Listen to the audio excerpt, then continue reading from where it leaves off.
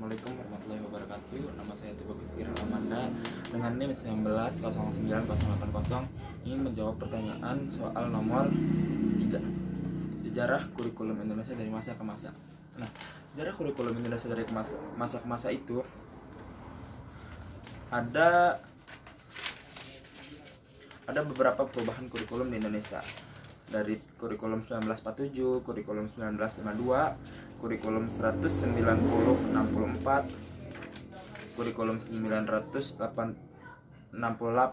kurikulum 1975, kurikulum 1984, kurikulum 1994 dan suplemen kurikulum 1999 dan kurikulum 2004 KBK kurikulum berbasis kompetensi, kurikulum 2006 atau KTSP kurikulum tingkat satuan pendidikan, dan yang terakhir perubahan kurikulum 2013. Jadi sejarah kurikulum di Indonesia itu ada 10 perubahan kurikulum.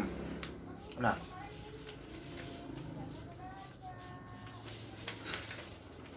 saya akan menjelaskan dari kurikulum 1947.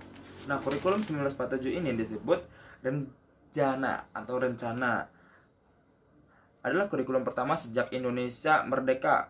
Perubahan arah pendidikan lebih bersifat politis, orientasi pendidikan Belanda kepentingan nasional.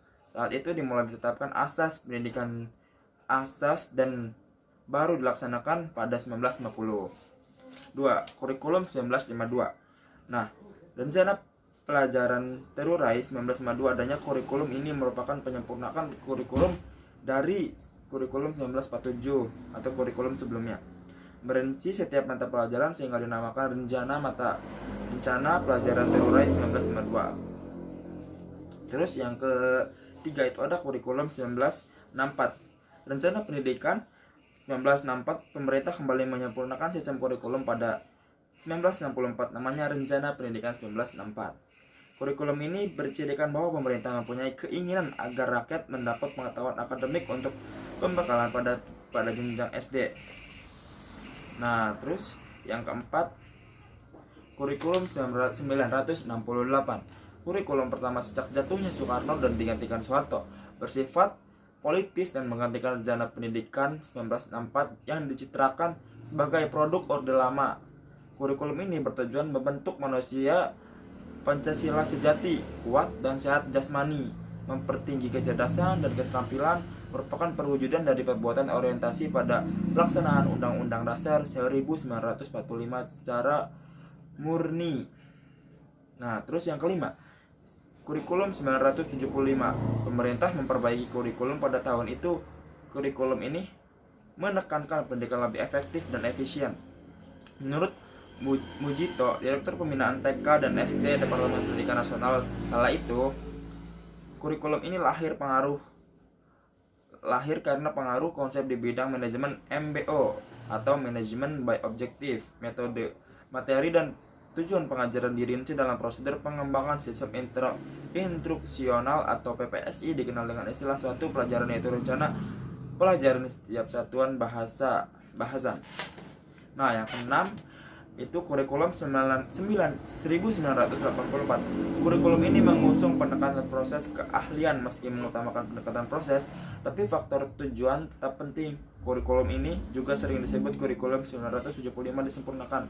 Posisi siswa ditempatkan sebagai subjek belajar dari mengamati sesuatu, melompokkan, mendiskusikan, hingga melaporkan. Model ini disebut cara belajar siswa aktif atau biasa disebut CBSA. Nah, yang ketujuh, kurikulum 1994 dan suplemen kurikulum 1999.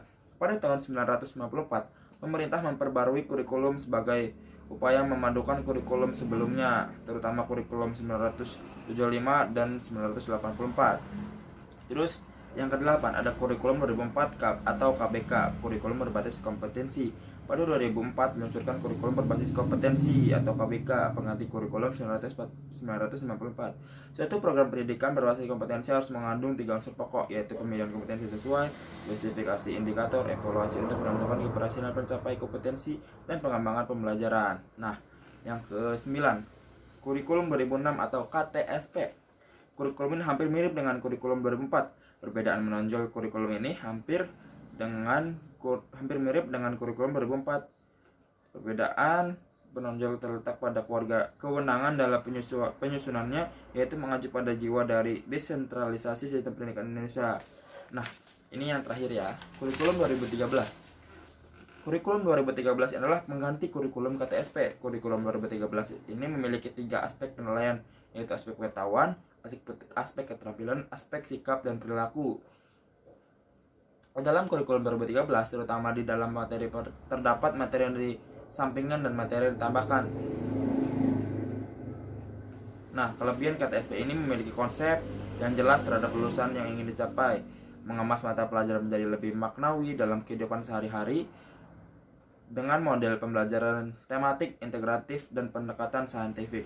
Kekurangan kurikulum 2013. Kekurangannya adanya kontradiksi karena mau melahirkan manusia yang kreatif, kritis, inovatif, tapi penuh materi yang normatif. Terus yang kedua, berharap proses pembelajaran lebih luas, tapi ada penambahan jam pelajaran. Ketiga, kurikulum 2013 cocok untuk sekolah yang sudah maju dan gurunya punya semangat belajar tinggi. Masyarakat yang sudah terdidik, murid dan memiliki kemampuan fasilitas setara serta infrastruktur telekomunikasi dan transportasi yang sudah merata. Yang terakhir, kekurangan lainnya terletak pada penggunaan ujian nasional atau UN sebagai evaluasi standar proses pembelajaran siswa aktif. Nah, itu sejarah perkembangan kurikulum di Indonesia dari masa ke masa. Kalau kalian pengen lihat gambarnya di sini ya. Dadah.